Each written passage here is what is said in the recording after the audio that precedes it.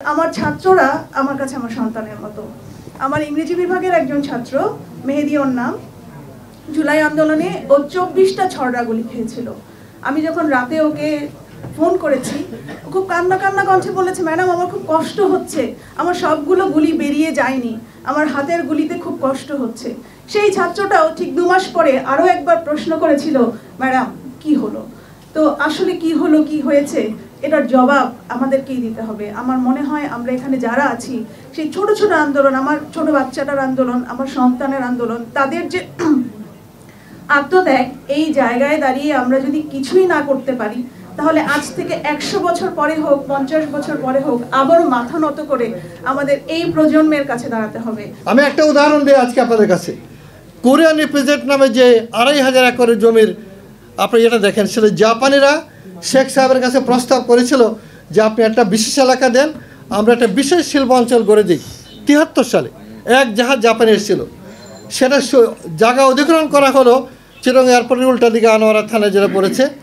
তারপরে প্রাথমিক কাজও হয়েছে। জিয়াউর রহমান সাহেব সেটাকে কিন্তু উনি ফার্স্ট ফেজ জাইকার টাকা দিয়ে করলেন।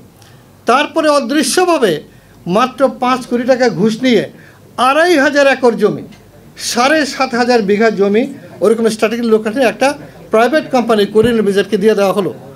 এবং এই জিনিসটা আমি গভীরভাবে জানি। আমি জাপান বাংলাদেশ চেম্বারের ফাউন্ডার প্রেসিডেন্ট। জাপানিদের এখনও আমি বিশেষ উপদেষ্টা হিসেবে কাজ করছি, অনারারি পোস্ট, যারা বিনিয়োগ করে। এবং জাপানের সরকার আমাকে 22 সালে তাদের সর্বোচ্চ রাষ্ট্রীয় পুরস্কার order of the rising sun দিয়েছে, কারণ আমি জাপান বাংলাদেশ সরকারকে অনেক ধন্যবাদ, কৃতজ্ঞতা। কাজ করেছি নীরবে, লো প্রোফাইলে কাজ করেছি। সেই জাপান ছিল আমাদের সব শাসকদেরই কিন্তু রোল মডেল। যে জাপানে আপনি যদি বেআইনিভাবেও থাকেন, আপনি কিন্তু এটা থাকার জন্য বাসা চাইতে পারেন, সরকার সেটা দেবে। আপনি বলবেন যে আমার আয় সর্বনিম্ন বেতন, আপনাকে তখন তারা মাত্র 10% অফ এর স্যালারি থেকে একটা বাসা দেবে। আমাদের এখানে এই যে কালকে যিনি বললেন 10,000 টাকা, 6,000 টাকা বাসা ভাড়া দেওয়া থাকে। তাহলে রাষ্ট্র যেখানে আপনাকে আবাসন দিতে পারছে না, আমার তরুণদেরকে, আমার গার্মেন্টসের কর্মীকে, ওয়ার্কারকে, সে কিন্তু আমাকে 10 কাঠার প্লট দিচ্ছে পূর্বাঞ্চলে, এবং ইতিপূর্বেও দিয়েছে গুলশানে। সেই প্লট আমি 100 কোটি টাকায় 10 কোটি টাকা বিক্রি করে আমার 14 গোষ্ঠীর জন্য কানাডা আমেরিকাতে বাড়াচ্ছি। এটা কেমন রাষ্ট্র? এই রাষ্ট্রের ব্যাপারে কেউ বলছে না। অতএব এই সংস্কার দরকার। আমি মনে করি সংস্কার চেঞ্জ অর ডাই বলা হয়ে থাকে, এই চেঞ্জ হতে হবে। এবং আমাদের এই বার্তাগুলো সাধারণ মানুষকে, তরুণদেরকে, ছাত্রদেরকে, কৃষকদেরকে, শ্রমিকদেরকে সম্পৃক্ত করতে হবে। করেই শুধুমাত্র বাংলাদেশের পরিবর্তনটা হতে পারে।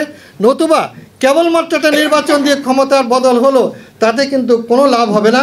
আমার বয়স 73, আমি ব্যবসা করি। আমি মনে করি এই রাষ্ট্রের, আপনাদের কাছে সবার কাছে আমার আজকের একটা প্রার্থনা কিংবা উপস্থাপনা বলেন, সেটা হলো যে রাষ্ট্রের পুঁজি কী হবে, তার পুঁজির নীতি কী হবে, ক্যাপিটালিস্টটা কীরকম হবে, সে কোনো নীতিমালা নাই। সে এমন লোক তৈরি করেছে যারা দানব, যারা এখান থেকে রক্ত বের করে নিয়ে গেল, রাষ্ট্রকে ব্যর্থ করে দিল, অর্থনীতিকে খাদের কিনারে নিয়ে গেল। যদি 5ই আগস্টের পরিবর্তন না হতো, ইতিমধ্যে কিন্তু রাষ্ট্রকে দেউলিয়া ঘোষণা করতেই হতো, কারণ কোনো মতেই চলতে পারতো না।